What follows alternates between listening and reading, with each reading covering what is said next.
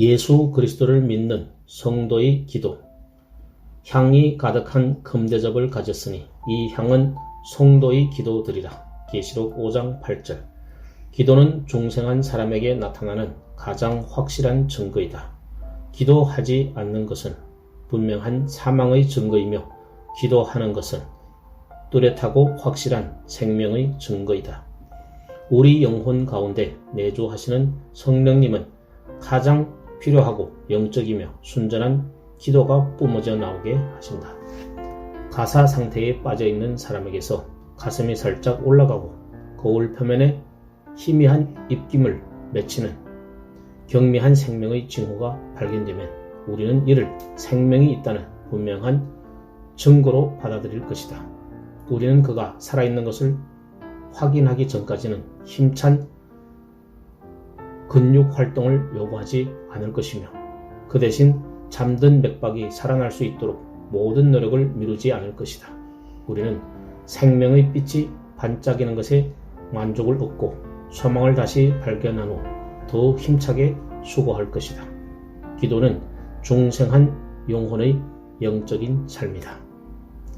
심오한 종교적 지식이나 대단히 깊은 영적 체험 또는 불타는 열정과 큰 힘이 없을 수 있다. 그럼에도 불구하고 만일 이와 같이 잠들어 있는 것처럼 보이는 사람에 대해 보라, 그가 기도한다 라는 말이 들리면 그는 살아있는 것이다. 눈에 보이지 않는 숨은 활동에 있어서 하나님과의 깊은 교제가 있고 보이지 않은 세계와의 교통이 있다면 생명, 곧 신령하고 영원한 영적인 생명이 있는 것이다. 비유하자면 여기에 부패한 토양에서 자라나는 의의 나무가 있고 죄와 부패와 사망 가운데 꽃을 피우고 숨을 쉬는 거룩한 꽃이 있다. 물론 이것은 타락한 인간에게 원래부터 있는 것은 아니다. 하나님 나라로부터 온 씨앗이고 싹이며 접붙인 가지이다. 하나님이 가장 귀중한 것들 중에 이것이 있다. 이것은 바로 기도의 원리와 정신이며 그 능력과 달콤함이다. 사도 요한의 눈앞에 지나갔던 종말론적인 이야기의 한 장면을 선택해 보자. 위대한 여러 계시들 중 요한계시록 5장 8장에서 사도 요한이 네 생물과 24장로들이 어린 양 앞에 엎드려 각각 검은고와 성도들이 기도의 향이 가득한 금대접을 가지고 있는 환상을 보았다. 바로 다음 절에 장로들이 스스로를 어린 양의 피로 구속받은 존재로 인정하는 것을 볼 때 우리는 24장로들이 천사에 속한 자들이 아님을 알 수 있다. 그렇다면 이들은 세상 사람들 중에서 구속받은 교회의 일부분을 구성하고 있는 자들임에 틀림이 없다. 이 환상은 하나님의 교회는 기도하는 교회이며 성도들의 기도는 귀하고 거룩하고 향기롭고 받으실 만한 향과 같이 여호와 앞에 상달된다는 사실을 보여주고 있다. 그렇다면 성도의 기도는 어떠한 기도인지 살펴보도록 하자. 성도의 기도. 성도의 기도는 향기이다. 여기서 말하는 성도는 아직 영화롭게 되지 않은 성도들을 가리킨다. 천국에 있는 성도들은 더 이상 기도하지 않는다. 그렇게 가장 귀중하고 거룩했던 이전의 기도하는 사역과 직분은 이제 영원히 멈추었다. 왜냐하면 그들에게는 완벽한 것이 도래했고 단지 부분적이었던 것들은 이제 사라졌기 때문이다. 이 땅 가운데서 가장 달콤한 위안과 풍성한 위로가 되었고 그들이 삶에 있어서 필수적인 환경이었던 기도와 간구는 이제 찬양으로 대체되었다. 경배와 감사와 예배는 모든 영혼을 채우고 모든 마음을 조율하며 세상의 모든 방언으로 드려진다. 사랑하는 자들이여, 우리를 위해 중보하시는 위대한 대제사장의 기도 외에 다른 기도는 천국에 없다. 천국에서는 오직 자기 피로 영원한 속죄를 이루사 단번에 성소에 들어가셨으며 히브리서 9장 12절 항상 살아계셔서 그들을 위하여 간구하시는 히브리서 7장 25절. 주 예수 그리스도 오직 한 분만이 중보로 인정된다. 하나님 아버지께서 항상 들으시는 우리 중보자가 그분의 보좌 앞에 계시는데 하늘에 있는 천사와 성도들이 하나님의 도우심과 긍휼을 위해 기도할 필요가 있겠는가? 하늘에 계신 우리 위대한 대제사장으로 충분하지 않겠는가? 그분으로 인해 하나님 아버지는 매우 기뻐하신다. 이것으로 충분하지 않겠는가? 예수 그리스도의 중보는 결코 실패함이 없다. 당신이 더 이상 무엇을 바라겠는가? 애복과 흉패를 입은 예수 그리스도는 이 땅에 있는 교회들의 짐을 감당하시고 그들의 슬픔에 동참하신다. 성도들의 간구는 오직 예수 그리스도의 피 흘리는 심장과 십자가 그리고 모든 이름 가운데 뛰어나신 예수의 이름을 통해서만 상달된다. 그 누가 하나님의 성도들을 향한 이 진리의 복을 완전히 펼칠 수 있는가? 사랑하는 자들이여, 장막에서 우리를 위해 중보하시는 임마누엘의 사역에 의한 도움과 위로와 은혜의 복을 우리는 우리의 영혼 가운데서 빼앗고 있지는 않은가? 그리스도께서 천국에서 우리를 기억하시고 우리를 위해 기도하시며 우리를 붙들고 계신다는 것을 아는 것 이외에 더 격려가 되고 힘이 되는 것이 있는가?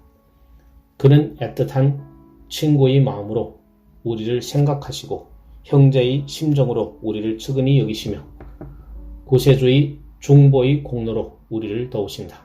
그가 영광의 금제단 앞에 서 계시고 그의 공로의 거룩한 향이 온 성전을 가득 채우고 있는 것이 믿음을 통해 보이지 않는가? 이 땅에 있는 교회들에게 영광의 장막 안에서 중보하시는 대제사장의 확실하고 소중한 징표가 없다고 생각하지 말라. 진리에 대한 이 모형이 아무런 의미가 없겠는가? 제사장 아론의 옷에는 그 옷 가장자리로 돌아가며 한 금방울이 있었다. 출애굽기 28장 34절. 이 거룩한 악기는 아론이 입고 여호와를 섬기러 성소에 들어갈 때, 성소에서 나올 때 그 소리가 들렸다. 출애굽기 28장 35절. 밖에서 기다리고 있는 백성들에게 얼마나 반갑고 달콤한 소리였겠는가. 이는 제사장이 장막 안에서 그의 흉패의 성도들을 품고 제단 앞에서 그들을 위한 제사를 드리며 그의 중보에 하나님께서 응답하사 성도들을 받으시는 징표가 된다. 사랑하는 자들이여, 우리 대제사장께서는 장막 안으로 들어가사 하나님의 임재 가운데로 나아가셨다. 그의 방울 소리 음악이 들리지 않는가? 그 선율이 얼마나 황홀한가? 그 의미가 얼마나 귀중한가? 하나님으로부터 모든 언약의 복이 내려왔으며 모든 기도에는 은혜로운 응답이 있고 우리의 영혼에는 하나님의 순수한 사랑의 광선이 내리며 마음속에는 기쁨과 평화와 소망이 샘솟고 모든 짐을 견딜 수 있으며 모든 슬픔은 누그러지고 모든 유혹이 깨진다. 이 모든 것들이 영광스러운 하나님의 보좌 앞에서 역사하시는 예수님이 옷에 달린 방울 소리이다. 그 선율이 얼마나 달콤하고 귀중하고 우리에게 위로가 되는가. 성도의 기도. 만약 기도가 영혼 안에 내주하시는 성령의 호흡이고 마음속 간절함의 표현이며 자녀의 언어이자 예수 그리스도를 믿는 믿음으로 천국에 은은하게 퍼지는 마음의 향이라고 한다면 참된 기도를 드릴 수 있는 자들은 오직 하나님의 성도밖에 없다. 기도는 거룩한 자들에게만 매우 거룩하고 영적인 활동이다. 그 누구도 가난한 심령으로 자기를 혐오하며 그리스도를 바라지 않고는 은혜의 보좌 앞에 스스로 엎드릴 수 없다. 성도들에게 기도의 자리는 온 우주에서 가장 소중한 것이다. 기도는 성도들을 거부할 수 없는 힘으로 끌어당기며 그들을 영구적으로 단단히 매는 매력이 있다. 밖에서는 모든 것이 어둠이지만 기도의 자리에는 모든 것이 밝은 햇빛이 된다. 여호와 하나님과 함께 성도는 세상에서 도덕적으로 가장 숭고한 모습을 보인다. 천사들은 경외와 기쁨 섞인 마음으로 내려다본다. 이것이 바로 성도의 특권이다. 세상이 예수의 이름을 조롱하고 그 이름을 입은 성도들을 짓밟도록 내버려 두라. 하지만 성도라 칭함받는 것은 하나님께서 유한한 인생들에게 주신 가장 영광스럽고 거룩한 호칭이다. 우리를 부르시는 얼마나 사랑스러운 호칭인가. 우리는 죄로 인해 천사보다 1등한 존재였으나 이제 은혜로 인해 천사보다 뛰어난 존재가 되었다. 거룩하신 이를 제외하고 하나님의 구원하심이 우리를 세상 어떤 피조물보다 뛰어난 존재가 되게 하셨다. 하나님의 의, 로마서 3장 21절에서 22절. 하나님의 의로 옷 입은 것은 다른 어떤 피조물들이 흠모할 수 없는 위엄과 영광의 자리를 차지하는 것이다. 주여, 믿지 않는 자들이 그들이 본성을 부정하고 세상에 속한 자들이 예수의 이름을 멸시하게 하소서. 그리고 당신과 가까이 교제할 수 있는 특권이 있는 영원한 성도의 무리 안에 나를 포함하여 주소서. 영광과 존귀와 영원히 당신께 세세토록 있나이다. 향은 성도들의 기도를 의미한다. 이 상징은 매우 아름답게 표현된 거룩한 시적 표현 중의 하나이다. 다윗 또한 이와 관련하여 기도는 거룩한 향이라는 표현을 사용하였다. 나의 기도가 주의 앞에 분향함과 같게 되며 나의 손 드는 것이 저녁 제사같이 되게 하소서.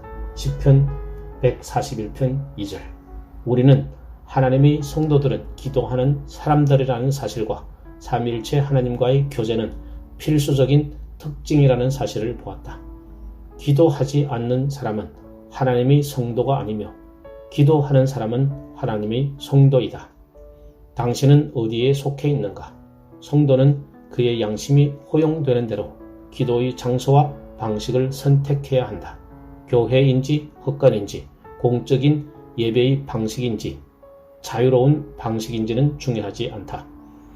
자신의 마음속 깊은 곳을 돌아보면서 믿음과 진정으로 경배하며 뉘우치는 마음의 향로를 제단 앞에 흔들 때 예수의 이름으로 하나님께 이끌려 보이지 않는 자들과 함께 교제하게 된다면 그는 기도하는 자이다.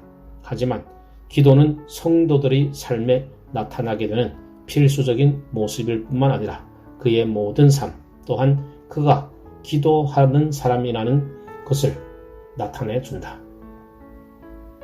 사랑하는 독자들이여, 그리스도인의 삶은 매 순간순간마다 하나님과의 동행을 필요로 한다.